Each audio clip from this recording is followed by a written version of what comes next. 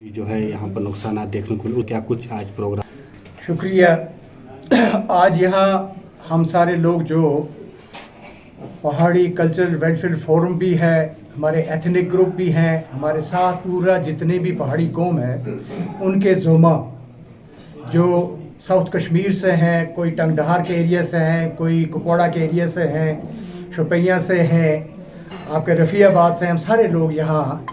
आके अपने सारे भाइयों को, अपने साथियों के साथ हमदर्दी के तौर पर उनके नुकसानात को देखने, उनकी तकलीफ़ को परखने आए हुए हैं। आप जानते हैं कि हम एक बहुत बुरे दौर से गुज़रे हैं, जंग के दौर से गुज़रे हैं, और इसके लिए जो शुरुआत हुई वो तो काफ़ी दागदार कश्मीरियों के किरदार पर, हमारे जो कल्चर है, हमारी जो तहज़ीब है, उसने हमें जो स्टिग्मा दे दिया, वो एक बहुत बुरी बात है। उसको हमने कंडेम किया है, और उसी के नतीजे में जो हमारे मुल्क ने फ़ैसला किया, हमारी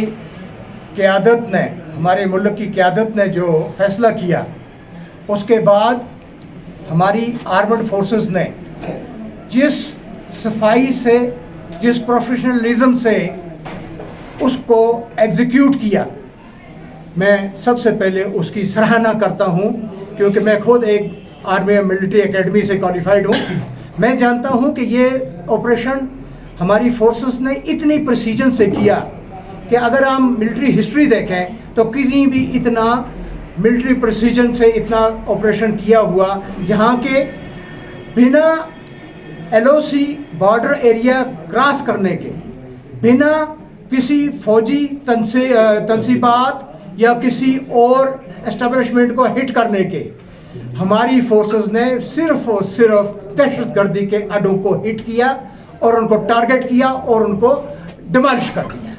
और ये बहुत बड़ा एक फ़ैसला था। मैं अपनी तमाम फोर्सेस को सबसे पहले इसके लिए मुबारकबाद देता हूं, और आपकी इस काविश में, आपकी इस कामयाबी पर फ़ख्र, हम पहाड़ी लोग जितने भी हैं कि हमारे यहाँ, हम फ़ख्र इसमें महसूस करते हैं। इसके बाद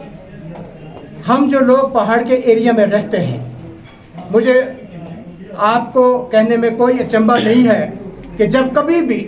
मुल्क पर कोई आंच आई, जब कभी भी कोई डिस्टर्बेंस हुई, तो सबसे पहला टारगेट जो है वो हम लोग बॉर्डरों पर रहने वाले होते हैं। पहाड़ी तबका है, गुजर तबका है, हमारे साथ और भी कुछ लोग रहते हैं, सारे के सारे इसके हमेशा जद में आते हैं। और मैं ममनून व मशकूर हूँ होम मिनिस्टर का, जिन्होंने राजौरी में 2 साल पहले कहा कि तमाम हिंदुस्तान के लोग आराम से सोते हैं, इसलिए कि लोग पहाड़ी और गुजर हमारे बॉर्डरों का तहफ़्फ़ुज़ करते हैं। और आज भी हम उस तहफ़्फ़ुज़ पर बराबर उतरने की हमने कोशिश की, अपने माल और जान की परवाह न करते हुए। यहाँ जो हाल हुआ कि इतने प्रिसीजन वाले एक ऑपरेशन के बाद हमारे हमसायों ने जो इस पर वापस हमें तोहफ़ा दिया बहुत बड़ा, वो उन्होंने तोहफ़ के गोलों से दिया, और वो उन्होंने सिविलियन आबादी को भी टारगेट किया। अगर वो ऑपरेशनल चीज़ें होती हम बाद में बात करते, लेकिन जान मान कर उन्होंने हमारे सिविलियन एरियाज़ को हिट किया। अभी हम सारा एरिया देख कर आए हैं, जो तबाही हमने मकानों की देखी है, जो तबाही हमने जायदादों की देखी है, और जिस तरीके से शेल हिट किए हैं, मैं तो सिर्फ ये कह सकता हूँ कि अल्लाह की कुदरत है जिसने जानें बचा दी। कैसे बची, ये उसकी कुदरत का एक नज़ारा है। अब जबकि हम पर यह तकलीफ गुजरी है, हम इस वक्त तक, हमें एडमिनिस्ट्रेशन ने यहाँ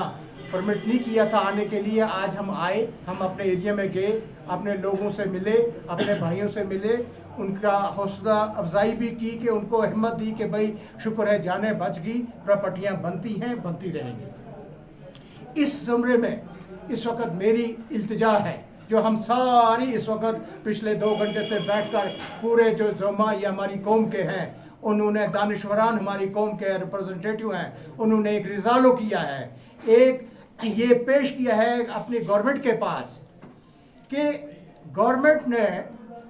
हमको पूरे इस एरिया में कम्युनिटी बंकर के बजाय इंडिविजुअल बंकर देना चाहिए, और हर घर में इंडिविजुअल बंकर होना चाहिए, क्योंकि जब ऐसा कोई मार्का होता है, कोई ऐसा हालात पैदा होते हैं,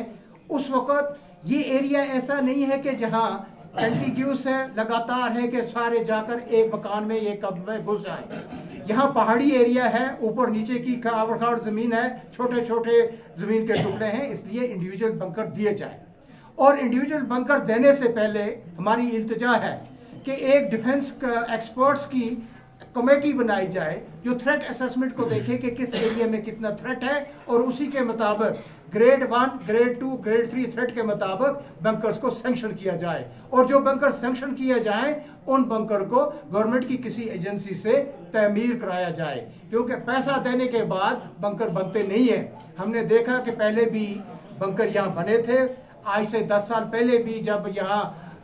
LOC पर फायरिंग होती थी, बंकर सैंक्शन हुए थे, लेकिन आज वो कहाँ हैं? वो पूरे नहीं बने, अधूरे बने या नहीं बने, क्या हुआ उसकी बात हम नहीं करते हैं, लेकिन आगे के तहफ़्फ़ुज़ के लिए हम ये गवर्नमेंट से इल्तिजा करेंगे। दूसरी बात, यहाँ 2 तरीके के नुकसानात हुए हैं। कुछ नुकसानात ऐसे हुए हमने देखे कि जहाँ पूरे का पूरा मकान जो है डिमॉलिश ख़त्म हो गया है और उसमें रहने की कोई गुंजाइश नहीं है। मेरी इल्तिजा है, हमारे सारे फोरम की तरफ से हमारी इल्तिजा है कि गवर्नमेंट को ये फैसला लेना चाहिए कि बजाय इसके कि वो क्वांटिटेटिवली या कैलकुलेट करके कोई रकम फिक्स करे, 2 लाख, 4 लाख, 10 लाख, वो नहीं एक्सेप्टेबल है। बजाय उसके गवर्नमेंट को इन लोगों को मकान पक्के बनाकर देने चाहिए। वो मकान दें उनको बनाकर, और मकान दें उनको बनाकर और गवर्नमेंट एजेंसी के थ्रू बनाएं और इनको दें। जहां टेक्निकल टीम्स आपकी गई हैं, वो देखें कि जहां सेफ्टी है, अगर कोई मकान का इस कदर इतना ही नुकसान हुआ है जहाँ के सेफली उसमें रहा जा सकता है, तो उसमें उसके रिपेयर के लिए एक मुनासिब जो एक रकम फिक्स की जाए, जो उनको इसके लिए रिपेयर के लिए दिए जाए। और मैं शुक्रगुजार हूँ यहाँ हमारे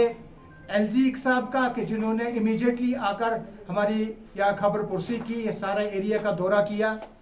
और कल यहाँ चीफ मिनिस्टर साहब आए थे, उनके भी शुक्रगुजार हैं। और सबसे बड़ी अप्रिसिएशन हमारी है यहाँ की उड़ी की एडमिनिस्ट्रेशन के लिए। दी वंडरफुल जॉब हमारे SDM के कमांड में, जो यहाँ के मुलाजमीन ने, जो यहाँ की एडमिनिस्ट्रेशन ने इस दौरान में जितना अच्छा काम किया है, उसकी जितनी सराहना की जाए वो कम है। उन्होंने बहुत अच्छा काम किया है, और मुझे उम्मीद है कि जो रिहेबिलिटेशन वाला और रिलीफ वाला मसला होगा, वो भी इतनी ही